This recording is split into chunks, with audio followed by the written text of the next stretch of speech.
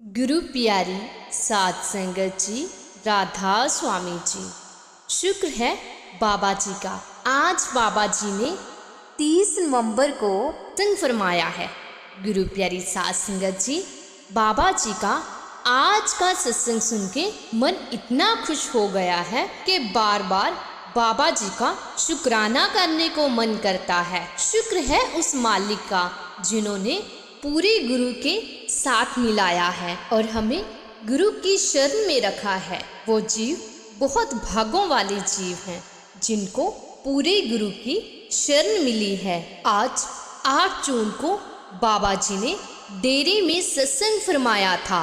वो जीव बहुत भागों वाले हैं जिनको आज बाबा जी का सत्संग सुनने का अवसर मिल सका। नहीं तो बहुत से लोग ऐसे हैं जिनका कभी गुरु की तरफ ध्यान ही नहीं गया और वो पूरी जिंदगी अपने काम काज में ही निकाल देते हैं। वो जीव बहुत भाग्यशाली होता है जिसको पूरे गुरु की शरण मिल जाती है। जिस भी संगत को आज बाबा जी का सत्संग सुनने का मौका मिला है बहुत खुश नसीब है, क्योंकि आज बाबा जी ने एक अलग ही अंदाज में सत्संग किया था। उनका आज का सत्संग मन को अंदर से छू लेने वाला था। बाबा जी का आज का सत्संग सुन के मन को पूरी तसल्ली हो गई कि गुरु के अलावा कोई भी हमें हमारे असल घर तक नहीं पहुंचा सकता।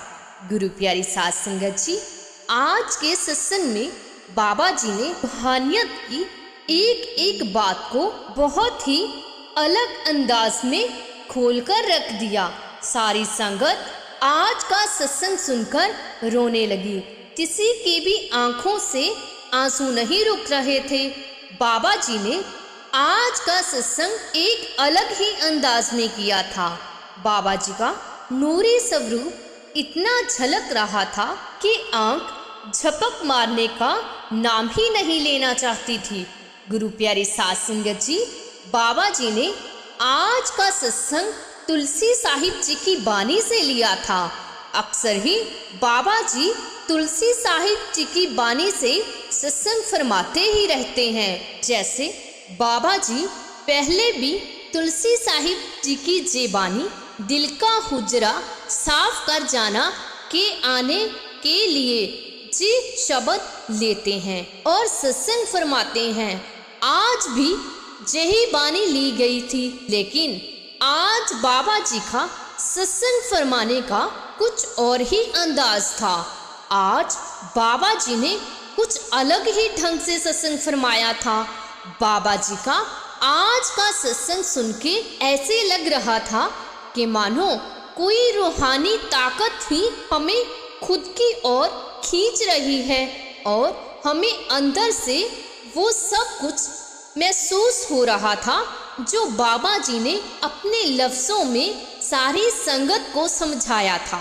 गुरु प्यारी साध संगत जी, आज का पूरा सत्संग सुनने के लिए आप हमारे चैनल को लाइक, शेयर और सब्सक्राइब जरूर करें ताकि आपको आने वाली हर वीडियो का मैसेज पहले से ही मिल जाए।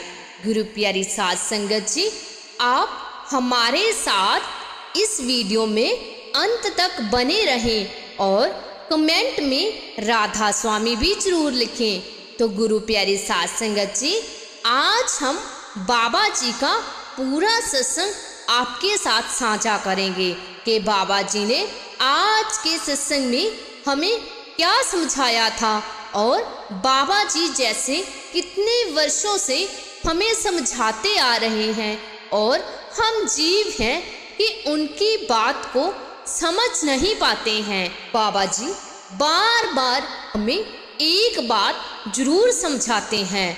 वो बात हम सभी जानते हैं कि हमें अपने अंदर की खोज करनी चाहिए, हमें अपने अंदर का रास्ता ढूंढना चाहिए और कुल मालिक के साथ मिलाप करना चाहिए। गुरु प्यारी साध संगत जी, आज भी बाबा जी ने इसी बात को बहुत ही गहराई से समझाया है। गुरु प्यारी साध संगत जी, परमार्थ की सारी परतें एक एक करके सामने आ गई। जब बाबा जी स्टेज पर आकर बैठे तो सारी संगत बाबा जी को देखकर रोने लगी। उस समय शब्द चल रहे थे। सारी संगत पाठी जी के पीछे उन शब्दों का उच्चारण कर रही थी। गुरु प्यारी साध संगत जी, जैसे बाबा जी हर बार स्टेज पर आने से पहले सारी संगत को राधा स्वामी बुलाते हैं, वैसे ही सबसे पहले बाबा जी ने सारी संगत को हाथ जोड़कर राधा स्वामी बुलाई। फिर स्टेज पर बैठ के सारी संगत के ऊपर दृष्टि डाली। सारी संगत बाबा जी को पलक झपकाए बिना देख रही थी और सभी का ध्यान बाबा जी की ओर ही था।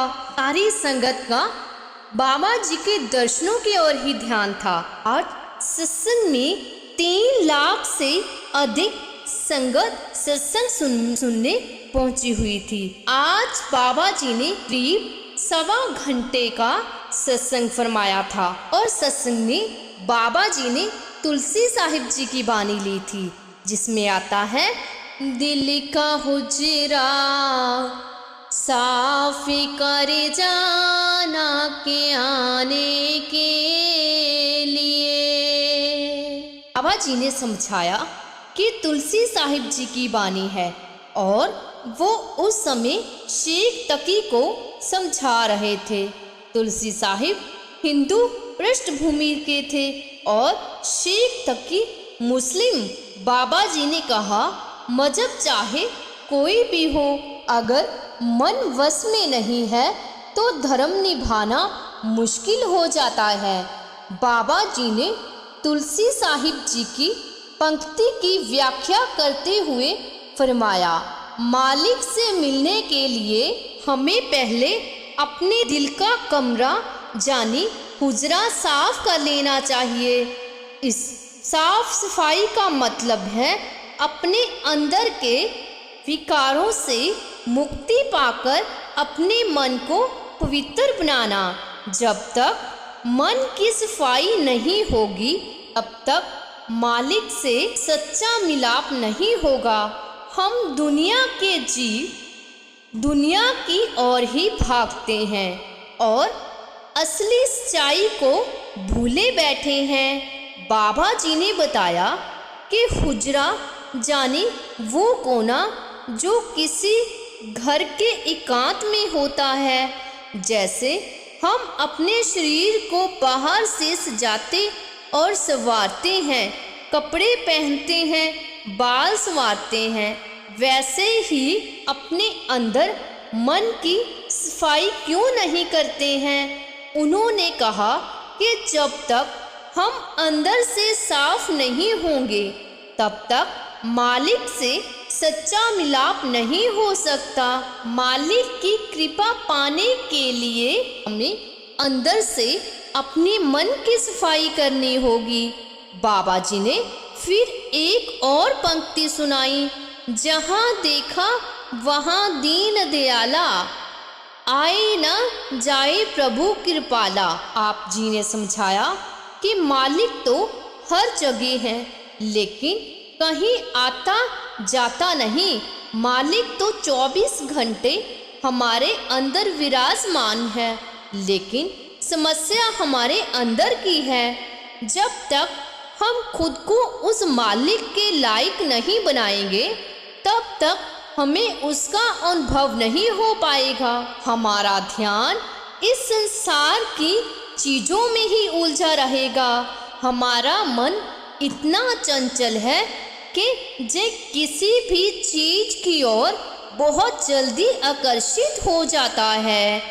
बाबा जी ने समझाया, ऐसे ही हम मालिक से खुद दूर हो जाते हैं और आगे समझाते हैं कि दुनियावी चीज़ों को हम अपना बनाए बैठे हैं। जो हमारे पास जायदाद संपत्ति है तो हम कहते हैं कि जे हमने बनाई है और हमारा ध्यान इन्हीं चीज़ों की ओर ही लगा रहता है और हम हर एक चीज़ को अपना ही मान लेते हैं। बाबा जी आगे कहते हैं कि हम बाकी चीजों को तो अपना कहते हैं। बाबा जी फरमाते हैं, बाकी सब कुछ अपना लागे, एक राम पराया लागे।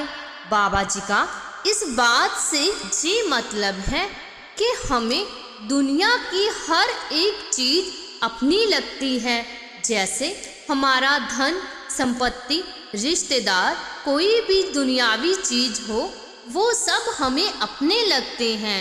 लेकिन जो हमारी सच्ची दौलत है, वो मालिक, हम उसे ही भूले बैठे हैं। इस दुनियावी चीजों की वजह से हमने उसे ही पराया कर दिया, जिसने हमें ये सब कुछ दिया है। मालिक ने तो ये सब कुछ हमें इस संसार में रहकर काम करने के लिए दिया है, लेकिन हमने इन सभी को अपना ही बनाना शुरू कर दिया।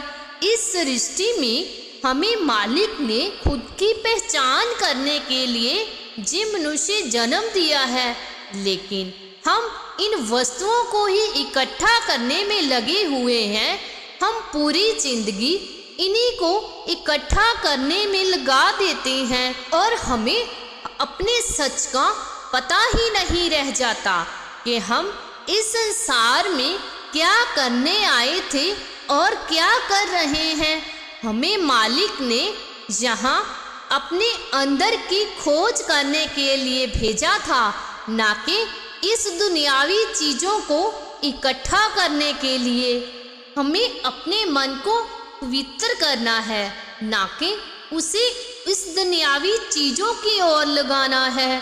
हम दुनिया की चीजों की ओर भागते रहते हैं और असली सच्चाई को भूलकर बैठ जाते हैं।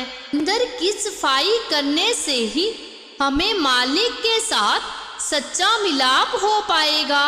मालिक की कृपा के लिए हमें अपने मन को अंदर से ही साफ करना पड़ेगा। जब हमारा मन निर्मल हो जाएगा, तब हमारे अंदर सच्ची ज्ञानता आएगी। बाबा जी ने समझाया, जी जो हमारे रिश्ते नाते हैं वो सब गरजों के हैं। जब गरज पूरी हो जाएगी, सब ने अपने अपने रास्ते निकल जाना है। हजूर जी ने इन रिश्तों को बड़े ही प्यार से मीठे ठग कहा है। बाबा जी ने भी आज ठग, चोर और डाकू की परिभाषा बड़ी सरलता से समझाई। आप जी ने कहा, चोर वो होता है जो अंधेरे में चुपचाप हमारी चीजें चुरा लेता है, और डाकू वो होता है जो बंदूक की नोक पर हमें लूटता है।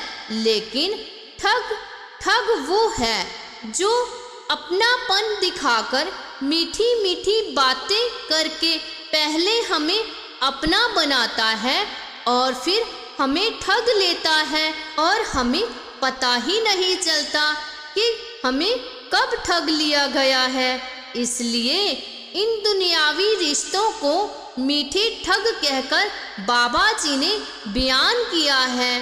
बाबा जी बोले, जब जरूरत खत्म हो जाती है तो बेटा अपने पिता को भी पहचानने से इनकार कर देता है। आप जी ने कहा कि हम 90% समय दुनिया की ओर ध्यान देते हैं, केवल 10% ही मालिक की ओर लगाने की सोचते हैं। बाबा जी ने समझाया कि हम इस 10% को ही मालिक को समर्पित कर दें तो हमें कभी पीछे मुड़कर नहीं देखना पड़ेगा। आगे बाबा जी ने एक और बात कही जो दिल में उतर गई। हम दुकानों में अक्सर अलग अलग तरह के महापुरुषों की 4-5 तस्वीरें टंगी देख लेते हैं तो सोचते हैं अगर ये नहीं सुनेगा तो दूसरा जरूर सुन लेगा। हमें क्या लगता है कि मालिक एक से ज्यादा है? बाबा जी बोले, असली सच्चाई ये है कि मालिक एक है,